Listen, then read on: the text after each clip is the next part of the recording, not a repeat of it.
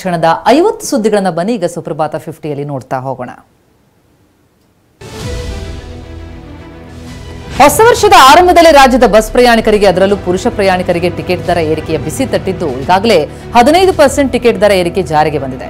Ticket ದರ ಏರಿಕೆ ವಿರುದ್ಧ ರಾಜ್ಯಾದ್ಯಂತ ಆಕ್ರೋಶ ವ್ಯಕ್ತವಾಗಿದೆ. ಉಚಿತವಾಗಿ ಪ್ರಯಾಣಿಸುವ ಮಹಿಳೆಯರು ಕೂಡ ದರ ಏರಿಕೆಗೆ ವಿರೋಧ ವ್ಯಕ್ತಪಡಿಸಿದ್ದಾರೆ. ಬಸ್ ಟಿಕೆಟ್ ದರ ಏರಿಕೆ ಖಂಡಿಸಿ ಬೆಂಗಳೂರಿನ ಮೆಜೆಸ್ಟಿಕ್ ಬಸ್ ನಿಲ್ದಾಣದಲ್ಲಿ ಕೆಆರ್ಎಸ್ ಪಕ್ಷದ ಕಾರ್ಯಕರ್ತರು ಪ್ರತಿಭಟನೆ ನಡೆಸಿದ್ರು. ಪ್ರತಿಭಟನಾಕಾರರನ್ನ ತಡೆಯಲು ಬಂದಾಗ ಹೈಡ್ರಾಮಾ ನಡೆಯಿತು. ಇನ್ನು ರಾಮನಗರದಲ್ಲಿ ವಾಟಾಳ್ ನಾಗರಾಜ್ ನೇತೃತ್ವದಲ್ಲಿ ಭಾರೀ ಪ್ರತಿಭಟನೆ ನಡೆಸಲಾಯಿತು.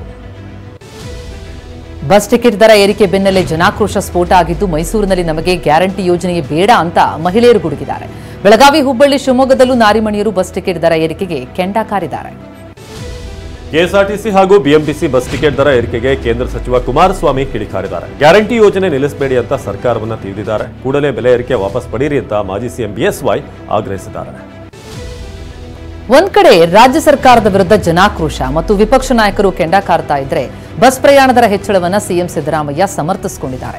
ಸಾರಿಗೆ ಸಂಸ್ಥೆಯ 4 ನಿಗಮ ತೊಂದರೆಯಲ್ಲಿದೆ. ಎಲ್ಲಾ ಸರ್ಕಾರಗಳ ಕಾಲದಲ್ಲೂ ಬಸ್ ಟಿಕೆಟ್ ದರ ಹೆಚ್ಚಾಗಿದೆ. ಬಹಳ ದಿನಗಳಿಂದ ಬೇಡಿಕೆ ಇತ್ತು, ಹೆಚ್ಚಳ ಮಾಡಿದ್ದೀವಿ ಎಂದಿದ್ದಾರೆ. ರಾಜ್ಯ ಸರ್ಕಾರದ ಉಚಿತ ಗ್ಯಾರಂಟಿಗಳ ಬಗ್ಗೆ ಸ್ವಪಕ್ಷ ಶಾಸಕ ರಾಘವೇಂದ್ರ ಹಿಟ್ನಾಳ್ ಅಪಸ್ವರ ಎತ್ತಿದ್ದಾರೆ. ಗ್ಯಾರಂಟಿ ಯೋಜನೆಗಳಿಂದ ಸ್ವಲ್ಪ ಅಭಿವೃದ್ಧಿ ಕುಂಠಿತವಾಗಿದೆ. ಅಭಿವೃದ್ಧಿ ಕೆಲಸಗಳಾಗ್ತಿವೆ, ಆದರೆ ನಿಧಾನವಾಗಿ ಆಗ್ತಿವೆ ಅಂತ ಕೊಪ್ಪಳ ಶಾಸಕ ರಾಘವೇಂದ್ರ ಹಿಟ್ನಾಳ್ ಹೇಳಿದ್ದು ಸಂಚಲನ ಸೃಷ್ಟಿ ಮಾಡಿದ್ದಾರೆ. ಹೆಣ್ಣು ಮಕ್ಕಳಿಗೆ ಉಚಿತ ಪ್ರಯಾಣಕ್ಕೆ ಅವಕಾಶವನ್ನ ಕೊಟ್ಟಿದ್ದಾರೆ. ಉಚಿತ ಪ್ರಯಾಣದ ಹೊರೆಯನ್ನ ಗಂಡಸರಿಗೆ ಹಾಕಿದ್ದಾರೆ ಅಂತ ವಿಜಯಪುರದಲ್ಲಿ ಶಾಸಕ ಬಸನಗೌಡ ಪಾಟೀಲ್ ಯತ್ನಾಳ್ ಹೇಳಿದ್ದಾರೆ. ಗಂಡಸರು ಏನ್ ಪಾಪ ಮಾಡಿದ್ದಾರೆ? ಗಂಡಸರು ಮುಂದಿನ ಚುನಾವಣೆಯಲ್ಲಿ ಕಾಂಗ್ರೆಸ್ಗೆ ಮತ ಹಾಕಬೇಡಿ ಅಂತ ಆಕ್ರೋಶ ಹೊರಹಾಕಿದರು. ಸಾರಿಗೆ ಸಚಿವ ರಾಮಲಿಂಗಾರೆಡ್ಡಿ ಹಿಂದೆ ಸಾರಿಗೆ ಸಚಿವರಾಗಿದ್ದಾಗ ಅಶೋಕ್ ಆಗಿದ್ದಾಗ ಅವರ ಅವಧಿಯಲ್ಲಿ ಟಿಕೆಟ್ ದರ ಏರಿಕೆ ಬಗ್ಗೆ ದಾಖಲೆ ಬಿಡುಗಡೆ ಮಾಡಿ ಟ್ವೀಟ್ ಮಾಡಿದ್ರು. ಅಷ್ಟೇ ಅಲ್ಲ, ಬಿಜೆಪಿ ಕಾಲದಲ್ಲಿ 12% ಟಿಕೆಟ್ ದರ ಹೆಚ್ಚಿಸಿದ್ರು ಅಂತ ಹೇಳಿದರು. ರಾಜ್ಯದಲ್ಲಿ ಬಸ್ ಟಿಕೆಟ್ ದರ ಏರಿಕೆ ಜಟಾಪಟಿ ಜೋರಾಗಿದ್ದು ಬಿಜೆಪಿ ಮೇಲೆ ಆರೋಪ ಮಾಡುತ್ತಿರುವ ಕಾಂಗ್ರೆಸ್ ವಿರುದ್ಧ ವಿಪಕ್ಷ ನಾಯಕ ಆರ್ ಅಶೋಕ್ ಟಾಂಗ್ ಕೊಟ್ಟರು. ಕುಂತಿ ಮಕ್ಕಳಿಗೆ ರಾಜ್ಯ ಸಿಕ್ಕಿದ ಹಾಗೆ ನಮಗೆ 8.5 ವರ್ಷ ಸಿಕ್ಕಿತ್ತು. ನಾವು ಏರಿಕೆ ಮಾಡಿದ್ರೂ ಕೂಡ ಇಲಾಖೆಯನ್ನ ಲಾಸಲ್ಲಿಟ್ಟಿರಲಿಲ್ಲ ಅಂದಿದ್ದಾರೆ. ರಾಜಕೀಯದಲ್ಲಿ ಕಮಿಷನ್ ಕದನ ಮತ್ತೆ ಜೋರಾಗಿದೆ. ಅಂದು 40% ಸರ್ಕಾರ, ಇಂದು 60% ಕಮಿಷನ್ ಸರ್ಕಾರ ಅನ್ನೋ ಆರೋಪ ಸ್ಫೋಟವಾಗಿದೆ. ಗುತ್ತಿಗೆದಾರ ಸಚಿನ್ ಆತ್ಮಹತ್ಯೆ ಕೇಸ್ ಜಟಾಪಟಿ ತಾರಕಕ್ಕೇರುವ ಹೊತ್ತಲ್ಲೇ ಕುಮಾರಸ್ವಾಮಿ 60% ಕಮಿಷನ್ ಕಿಡಿ ಹೊತ್ತಿಸಿದ್ದಾರೆ. ರಾಜ್ಯ ರಾಜಕೀಯದಲ್ಲಿ ಕಮಿಷನ್ ಆರೋಪ ಸದ್ದು ಮಾಡ್ತಾ ಇದ್ದು ಇದೀಗ ಹೊಸ ಬಾಂಬ್ ಹಾಕಿರುವಂತಹ ಕೇಂದ್ರ ಸಚಿವ ಕುಮಾರಸ್ವಾಮಿ ಸರ್ಕಾರದಲ್ಲಿ 60% ಕಮಿಷನ್ ಇದೆ ಅಂತ ಹೇಳಿದ್ದಾರೆ. ಕಾಂಗ್ರೆಸ್ ಗುತ್ತಿಗೆದಾರರೇ ಅದನ್ನ ಹೇಳ್ತಿದ್ದಾರೆ ಅಂತ ಎಚ್ಡಿಕೆ ಆರೋಪಿಸಿದ್ದಾರೆ. ವಿಧಾನಸೌಧದಲ್ಲೇ ಮಂತ್ರಿಗಳಿಗೆ ಕಮಿಷನ್ ಹೋಗ್ತಿದೆ ಅಂತ ಮೈಸೂರಲ್ಲಿ ಕೇಂದ್ರ ಸಚಿವ ಕುಮಾರಸ್ವಾಮಿ ಕಿಡಿಕಾರಿದ್ರು. ಬಡವರಿಗೆ ಮನೆಗಳ ಹಂಚಿಕೆಯಲ್ಲೂ ಕೂಡ ಲಂಚ ಪಡೆಯಲಾಗ್ತಿದೆ. ಈ ಮೊದಲು ಗ್ರಾಮ ಪಂಚಾಯಿತಿ ಪಿಡಿಒಗಳು ಲಂಚ ಪಡಿತಿದ್ರು. ಈಗ ವಿಧಾನಸೌಧದಲ್ಲಿ ಸಚಿವರೇ ಲಂಚ ಪಡಿತಿದ್ದಾರೆ ಅಂತ ಹೇಳಿದ್ರು.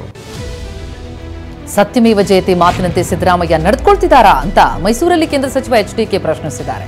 ಸಿದ್ದರಾಮಯ್ಯ ತಮ್ಮ ಆತ್ಮಕ್ಕೆ ಉತ್ತರ ಕೊಟ್ಕೊಳ್ಳಿ, ಹಣ ಲೂಟಿ ಮಾಡೋದಕ್ಕೆ ಇತಿಮಿತಿಗಿಲ್ವಾ? ಮುಂದಿನ ದಿನಗಳಲ್ಲಿ ಸಿದ್ದರಾಮಯ್ಯ ಸರ್ಕಾರ ಬೆಲೆ ತೆರಬೇಕಾಗತ್ತೆ ಅಂತ ವಾಗ್ದಾಳಿ ನಡೆಸಿದ್ರು. ಪ್ರತಿ ಇಲಾಖೆಯಲ್ಲೂ ಸಚಿವರಿಗೆ ಮೊದಲು ಪರ್ಸೆಂಟೇಜ್ ಕೊಟ್ಟು ಆಮೇಲೆ ಹಣ ರಿಲೀಸ್ ಆಗೋ ಕೆಲಸ ಆಗ್ತಿದೆ ಅಂತ ಕುಮಾರಸ್ವಾಮಿ ಸ್ಫೋಟಕ ಆರೋಪ ಮಾಡಿದ್ದಾರೆ. ಸರ್ಕಾರದ ವಿರುದ್ಧ 60% ಕಮಿಷನ್ ಆರೋಪ ಮಾಡಿರುವ ಎಚ್ಡಿಕೆ ವಿರುದ್ಧ ಸಿಎಂ ಸಿದ್ದರಾಮಯ್ಯ ಗರಂ ಆಗಿದ್ದು ದಾವಣಗೆರೆಯಲ್ಲಿ ಎಚ್ಡಿಕೆ ಹೇಳಿಕೆಗೆ ಸಿದ್ದು ತಿರುಗೇಟು ಕೊಟ್ಟರು. ಆರೋಪ ಮಾಡಿದ್ರೆ ಸಾಲದು, ಸಾಬೀತು ಮಾಡಬೇಕು, ದಾಖಲೆ ಇದ್ರೆ ಕೆಡ್ಲಿ ಅಂತ ಸಿಎಂ ಸವಾಲ್ ಹಾಕಿದ್ದಾರೆ.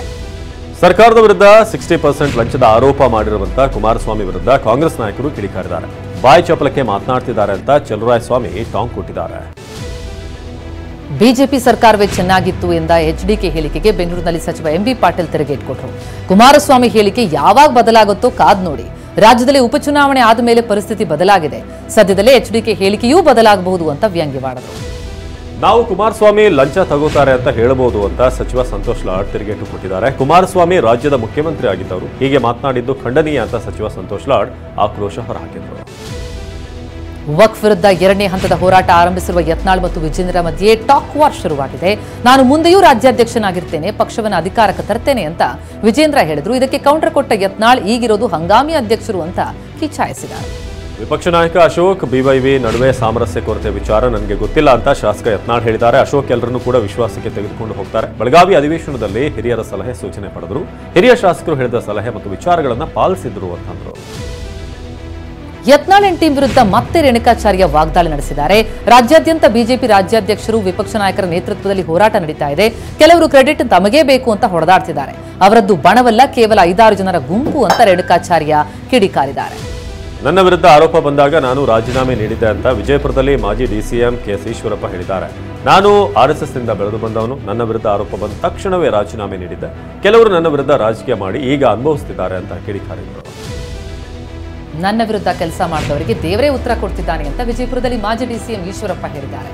ಮುಂದಿನ ದಿನಗಳಲ್ಲಿ ಅವರಿಗೆ ದೇವರು ಒಳ್ಳೇದು ಮಾಡ್ತಾರೆ. ನನ್ನ ವಿರುದ್ಧ ಕೆಲಸ ಮಾಡಿದವರು ಯಾರು, ಯಾವ ಪಕ್ಷದವರು ಅನ್ನೋದು ಸಮಯ ಬಂದಾಗ ಗೊತ್ತಾಗುತ್ತೆ ಅಂತ ವಿಜಯಪುರದಲ್ಲಿ ಈಶ್ವರಪ್ಪ ಹೇಳಿದ್ದಾರೆ.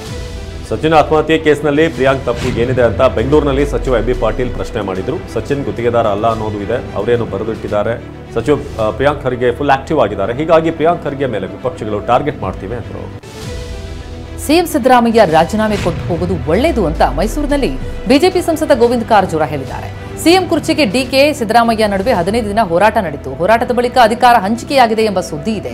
ಈಗ ಡಿಕೆಗೆ ಸಿಎಂ ಸ್ಥಾನ ಬಿಡಬಾರದು ಅಂತ ಸಚಿವ ಸತೀಶ್ ಜಾರಕಿಹೊಳಿ ಮನೆಯಲ್ಲಿ ಸಭೆ ಮಾಡಿದ್ದಾರೆ ಅಂತ ಟಾಂಗ್ ಕೊಟ್ಟಿದ್ದಾರೆ. ಸತೀಶ್ ಜಾರಕಿಹೊಳಿ ನಿವಾಸದಲ್ಲಿ ಡಿನ್ನರ್ ಮೀಟಿಂಗ್ ಮಾಡಿರುವುದು ಸಾಕಷ್ಟು ಸದ್ದು ಮಾಡ್ತಾ ಇದೆ. ಈ ಬಗ್ಗೆ ಪ್ರಶ್ನೆ ಕೇಳಿದ್ದಕ್ಕೆ ಮಾಧ್ಯಮ ಪ್ರತಿನಿಧಿಗಳ ಮೇಲೆ ಸಿಎಂ ಸಿದ್ದರಾಮಯ್ಯ ಗರಂ ಆದರು. ನಾವೆಲ್ಲ ಒಂದ್ ಕಡೆ ಸೇರ್ಲೇಬಾರ್ದ, ಎಲ್ಲರೂ ಸೇರಿ ಊಟ ಮಾಡಿದ್ದೇವೆ, ಅದಕ್ಕೆ ರಾಜಕೀಯ ಬಣ್ಣ ಬೇಡ ಅಂತ ಹೇಳಿದರು. ಕನ್ನಡದ ಹಿರಿಯ ಸಾಹಿತಿ ಡಾಕ್ಟರ್ ನಾ ಡಿಸೋಜಾ ವಿಧಿವಶರಾಗಿದ್ದಾರೆ. 87 ವರ್ಷದ ಡಿಸೋಜಾ ವಯೋಸಹಜ ಆರೋಗ್ಯ ಸಮಸ್ಯೆಯಿಂದ ಬಳಲ್ತಾ ಇದ್ದ ಕಾರಣ ಮಂಗಳೂರಿನ ಫಾದರ್ ಮುಲ್ಲರ್ ಆಸ್ಪತ್ರೆಯಲ್ಲಿ ಚಿಕಿತ್ಸೆ ಕೊಡಲಾಗ್ತಾ ಇತ್ತು. ಆದರೆ ಚಿಕಿತ್ಸೆ ಫಲಿಸದೆ ಮೃತಪಟ್ಟಿದ್ದಾರೆ. 37 ಕಾದಂಬರಿ, 4 ನಾಟಕ, 28 ಮಕ್ಕಳ ಕೃತಿ, 106 ಕಥೆಗಳನ್ನು ಬರೆದಿದ್ರು. 2014ರಲ್ಲಿ ಮಡಿಕೇರಿಯಲ್ಲಿ ನಡೆದಿದ್ದಂತಹ 80ನೇ ಕನ್ನಡ ಸಾಹಿತ್ಯ ಸಮ್ಮೇಳನದ ಅಧ್ಯಕ್ಷರಾಗಿದ್ದರು. ಇವತ್ತು ಮಧ್ಯಾಹ್ನ ತಮ್ಮ ಸ್ವಗೃಹದಲ್ಲಿ ಸಾರ್ವಜನಿಕರ ದರ್ಶನಕ್ಕೆ ಇಡುತ್ತೇವೆ ಅಂತ ಡಿಸೋಜಾ ಪುತ್ರ ನವೀನ್ ಡಿಸೋಜಾ ಮಾಹಿತಿಯನ್ನು ಕೊಟ್ಟಿದ್ದಾರೆ. ಬಳಿಕ ನಾಳೆ ಸಂಜೆ ಸಾಗರದ ಚರ್ಚ್ನಲ್ಲಿ ಅವರ ಅಂತ್ಯಕ್ರಿಯೆ ನಡೆಯುತ್ತೆ ಅಂತ ಹೇಳಿದರು. ನಾ ಡಿಸೋಜಾ ನಿಧನಕ್ಕೆ ಸಿಎಂ ಸಿದ್ದರಾಮಯ್ಯ ಸಂತಾಪ ಸೂಚಿಸಿದ್ದಾರೆ. ನಾ ಡಿಸೋಜಾ ನಿಧನದಿಂದ ದುಃಖಿತನಾಗಿದ್ದೇನೆ. ಸಾಹಿತ್ಯದ ಜೊತೆಯಲ್ಲಿ ಪರಿಸರ ರಕ್ಷಣೆಯ ಹೋರಾಟದಲ್ಲಿ ತೊಡಗಿಸಿಕೊಂಡಿದ್ದ ಅವರು ಜನಪರ ಕಾಳಜಿಯ ಲೇಖಕ ಅಂತ ಟ್ವೀಟ್ ಮಾಡಿದ್ದಾರೆ. ಟ್ವೀಟ್ ಮೂಲಕ ಬಿಜೆಪಿ ರಾಜ್ಯಾಧ್ಯಕ್ಷ ವಿಜೇಂದ್ರ ಕೂಡ ಸಂತಾಪ ಸೂಚಿಸಿದ್ದಾರೆ. ಅಲ್ಲದೆ ಹಲವು ರಾಜಕೀಯ ನಾಯಕರು ಸಂತಾಪ ಸೂಚಿಸಿದ್ದಾರೆ.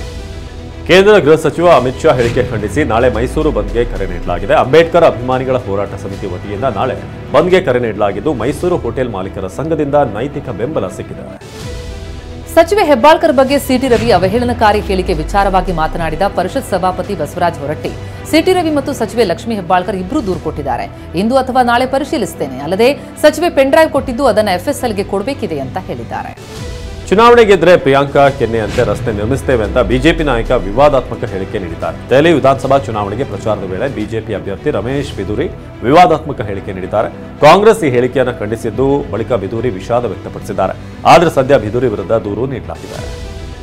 ದೆಹಲಿ ಅಭಿವೃದ್ಧಿ ಬಿಜೆಪಿಯಿಂದ ಮಾತ್ರ ಸಾಧ್ಯ ಅಂತ ಪ್ರಧಾನಿ ಮೋದಿ ಹೇಳಿದ್ದಾರೆ. ಆ ಪಕ್ಷ ಕಳೆದ 10 ವರ್ಷ ದೆಹಲಿಯನ್ನು ಅಭಿವೃದ್ಧಿ ಮಾಡದೆ ವ್ಯರ್ಥ ಮಾಡಿದೆ. ಇನ್ನೇನು ಕೆಲವೇ ದಿನಗಳಲ್ಲಿ ಚುನಾವಣೆ ನಡೆಯಲಿದ್ದು, ದೆಹಲಿಯ ಉಜ್ವಲ ಭವಿಷ್ಯಕ್ಕಾಗಿ ಬಿಜೆಪಿಗೆ ಅವಕಾಶ ಕೊಡುವಂತೆ ಪ್ರಧಾನಿ ಮೋದಿ ಜನರಲ್ಲಿ ಮನವಿ ಮಾಡಿದ್ದಾರೆ. ಇನ್ಮುಂದೆ ಅವಿವಾಹಿತ ಜೋಡಿಗಳಿಗೆ ತನ್ನ ಹೋಟೆಲ್ ರೂಮ್ಗಳನ್ನು ಬಾಡಿಗೆ ಕೊಡೋದಿಲ್ಲ ಅಂತ ಓಯೋ ಕಂಪನಿ ಹೇಳಿದೆ.